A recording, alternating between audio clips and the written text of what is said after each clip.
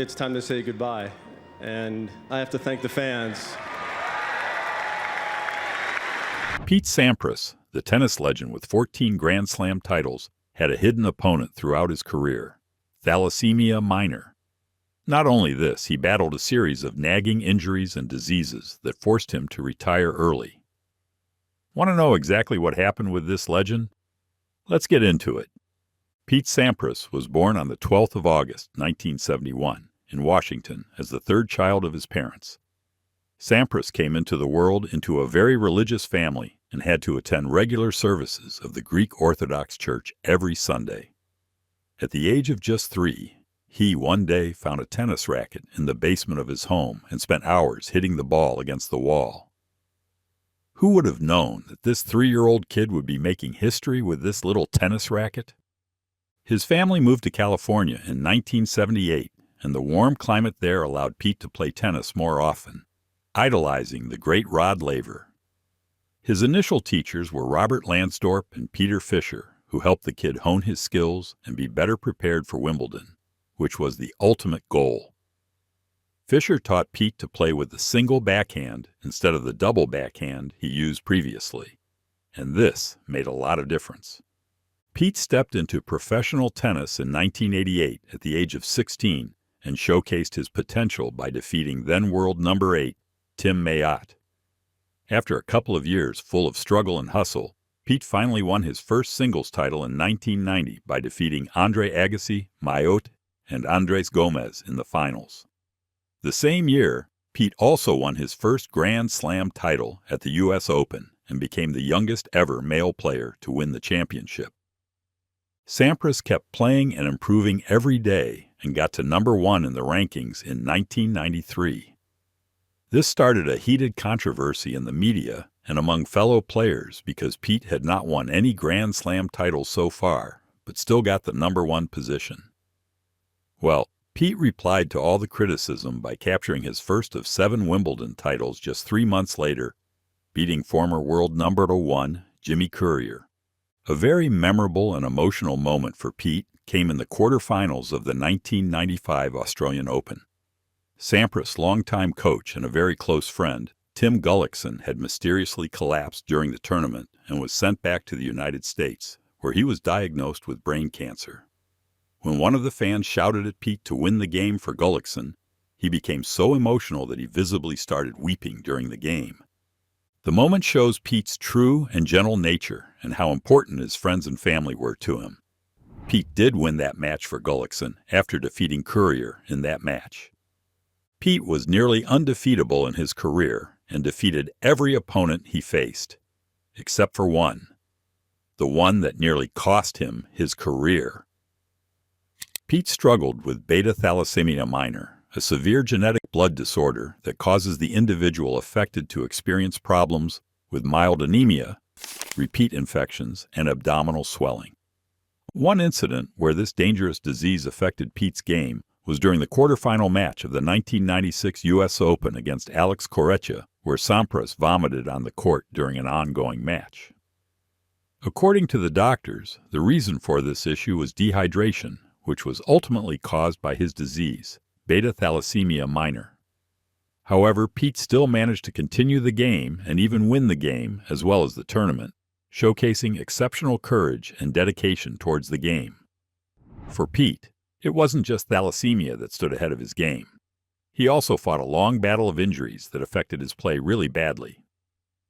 For instance, in 1999, Sampras struggled with a severe herniated disc in the back that forced him to miss several key tournaments, including the Australian Open and the Masters Series event happening in Indian Wells and Miami. The fatigue also cost Sampras his number 1 spot in the rankings and badly affected his stamina, agility, and strength. However, he kept pushing himself across the line and fought this battle with bravery, and managed to stay at number 3 in the overall rankings that year.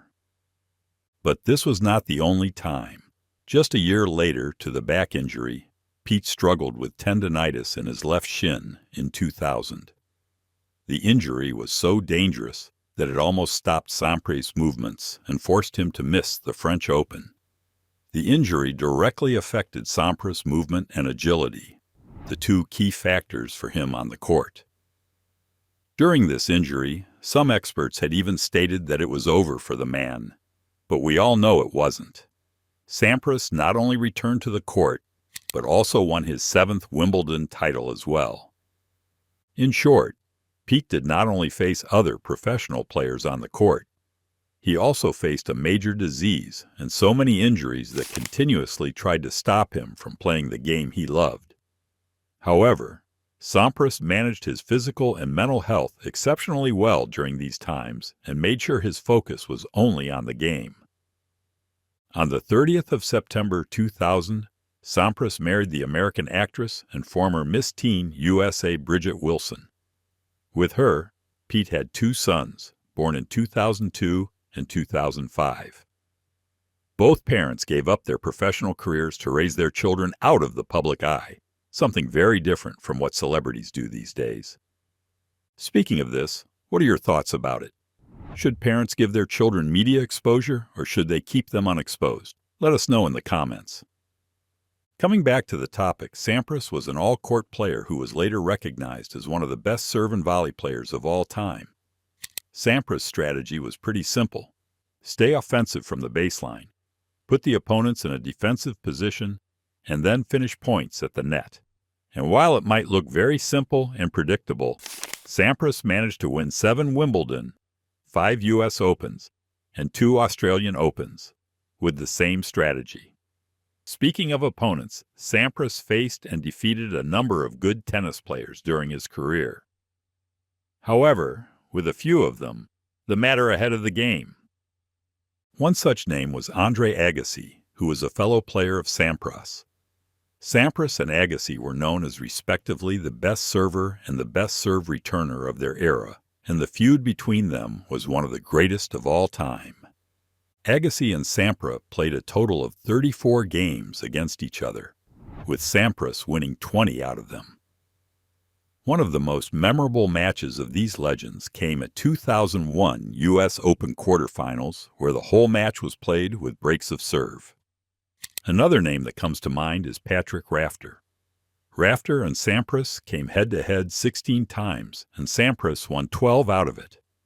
Speaking of Sampras, Rafter once stated, "We're not the best of mates," Rafter said of Sampras. After 1997 Davis Cup semifinals, "I wouldn't go out for a beer with him, put it that way. I don't know what the story is. There's a bit of feeling." During a match in 1988, Rafter's serve was called out, but the umpire overruled the decision and gave Rafter the ace and the Cincinnati title. After the match, Sampras stood on the line for a few minutes, making Rafter wait on the line as well, and didn't even shake hands either. The incident highlights Sampras' love for the win and also his inability to cope up with an unexpected loss. However, apart from these little rivalries, Sampras' whole career has been a testament to dedication, discipline, and hard work. Despite having a severe illness that directly impacted the stamina, agility, and strength, things which are the most important in a game like tennis, Pete continued to pursue his dream and become one of the greatest of all time in the game.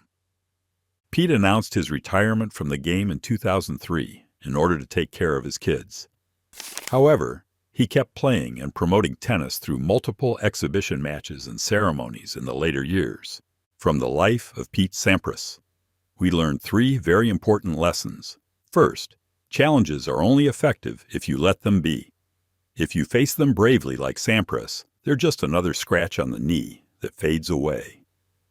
Second, real-life relations are way more important than anything else in the world. And third, keep dreaming and working toward your goal. Do not give up.